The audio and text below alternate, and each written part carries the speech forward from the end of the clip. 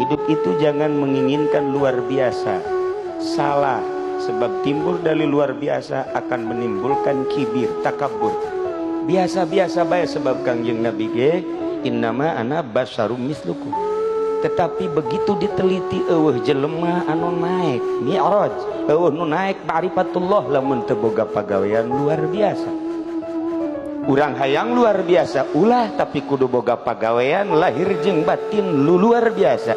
Sebab kadituna diteruskeun kapan famangkana yarju liqa rabbih falyamal amalan shalihan wa la yusyrik bi ibadati rabbih abada.